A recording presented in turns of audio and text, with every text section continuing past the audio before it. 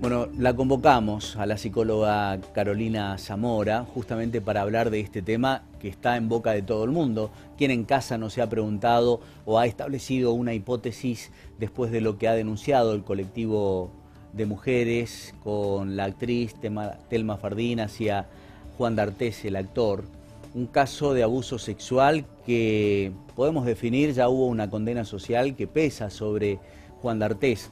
Ahora nos preguntamos, desde el punto de vista psicológico, estamos trabajando en la producción para poder contar con una abogada o abogado que nos hable de la parte jurídica, que probablemente sea la más importante, pero desde lo psicológico, entendamos un poco qué es lo que sucede en la cabeza de una persona que es abusada, por qué tardó tanto tiempo, es esto válido y sobre todo, qué recursos científicos y psicológicos puede llegar a utilizar la justicia como para establecer argumentos y establecer justamente un veredicto. Tema bastante complejo. Gracias, Carolina, por venir. Bueno, muchas gracias también por la invitación. Sí, con respecto a esta cuestión del abuso, independientemente si es abuso sexual infantil o no, Sí. es una cuestión bastante amplia, ¿no? Porque el mismo término abuso ya nos remite a hacer un mal uso y ahí la palabra empieza a tener un significado totalmente opuesto, ¿no? Es hacer un mal uso de la sexualidad y el cuerpo del otro, ¿sí? En el caso del abuso sexual infantil, nosotros desde el campo de la psicología entendemos que abuso sexual hay desde que uno presenta al niño un estímulo sexual de cualquier tipo para que el niño no está todavía preparado para entenderlo, ni siquiera para consentirlo porque justamente no lo entiende. Exacto. Por esta incapacidad, si se puede decir, que tiene ante la falta de desarrollo, ¿sí?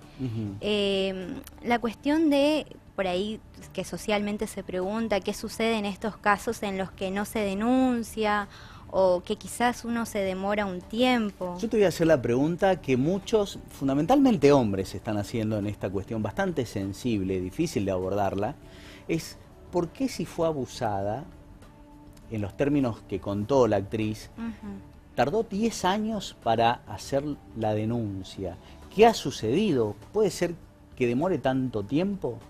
Sí, yo creo que es totalmente entendible que uno se tome este tiempo para procesar, porque un abuso produce cierto impacto en lo psíquico que se podría decir que, haciéndolo en palabras simples, como que rompe el aparato psíquico. Nuestra psique no está preparado para estímulos tan fuertes como la que produce un abuso. Entonces ahí hay todo tipo de fracaso de defensas. Y pueden ocurrir dos cosas, una que totalmente no haya inscripción de eso, u otra que automáticamente como defensa uno lo reprima. Entonces puede ocurrir que ante este hecho traumático, en el momento, exista una imposibilidad de poder poner en palabras, en poder tramitar esto. Y sí, después, quizás con mucho más trabajo interno, uno pueda medianamente lidiar con estas cosas que uno siente, dolor, culpa y demás, y pueda recién ahí poner en palabras. Cabe también destacar que uno cuando cuenta un hecho de esos es de cierta forma volver a vivir y ponerlo ahí al servicio del otro que puede creer o no en ese relato, ¿no? Entonces es como bastante complicado. Bueno, muchos también se preguntan si realmente hubo un abuso. ¿Por qué? Vamos a tomar este ejemplo, que es el conocido por todos, que seguramente lo han vivido muchas mujeres. Pero ¿por qué en ese momento la reacción fue tan pasiva? No hubo una agresión, un intento de forcejear, un intento de denunciar en ese momento lo que estaba ocurriendo. ¿Por qué? ¿Eso desde lo psicológico también tiene un justificativo? Yo creo que va a tener que ver, ¿no?, con la posibilidad que tenga esta persona de poder mediar con esta situación. No todas las personas reaccionan de la misma forma. Exacto.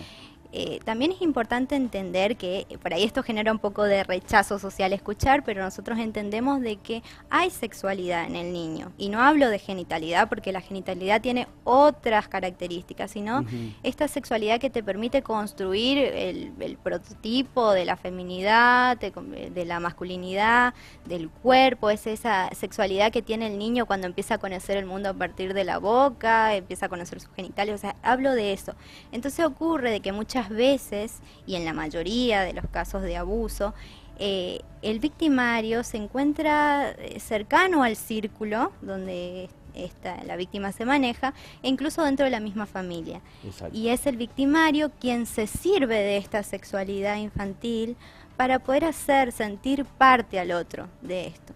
Entonces, la víctima generalmente tiende a tener mucha más culpa que el mismo abusador. Claro. ¿No? Porque son dos estructuras diferentes. Entonces puede que en ese momento uno, abrumado en este sentimiento de culpa, de no poder procesar, de no entender muy bien qué está pasando, no opte por poner ahí en palabras eso. Es más, muchas veces en los casos de la familia, los niños sienten que guardan un secreto y que poder revelarlo implica toda una traición hacia ese otro. Te quería preguntar también, porque en términos legales seguramente la justicia nicaragüense, en este caso, u otros casos que puedan suceder en el país, se deben valer de los recursos psicológicos para establecer el argumento de cada una de las partes, víctima y victimario. Es decir, ¿realmente existe algún formato de trabajo que pueda ayudar a la justicia a encontrar alguna falacia en el relato de cada una de las partes, o eso también es discutible? Sí, sí, totalmente. Yo por ahí aclaro siempre que dicen, bueno, pasaron 10 años, ¿con qué pruebas se denuncia? Exacto. Y en realidad la única prueba con la que no se cuenta es la prueba física. Exacto. Es para un tipo de peritaje que es el médico. Y si nos ponemos a pensar, las secuelas físicas que deja un abuso son quizás las más fáciles de curar, ¿no? Pero hay otras secuelas que incluso las acarrea una persona que ha sufrido este tipo de abusos por toda la vida. Y claramente sí tenemos instrumentos para poder detectar cuando esto ocurre, no solo a partir de la palabra, que bueno, los profesionales de la salud mental tienen otra forma de escuchar y quizás atienden a otros indicadores, sino que también tenemos una serie de técnicas, que son los famosos psicotécnicos, Exacto, que nos permiten claramente verificar cuando una persona tiene características tanto de haber sido abusada como de abusador. Sí. Todo indica que en realidad sí existió ese abuso. Lo que pareciera es que el colectivo de mujeres cree que no va a haber justicia, es por eso que necesitan de que todos se contagien, y bueno, evidentemente han tenido éxito, porque son muchos los casos de abuso que han saltado a la luz. Parecía que como que se generó una ola de apertura para el tema.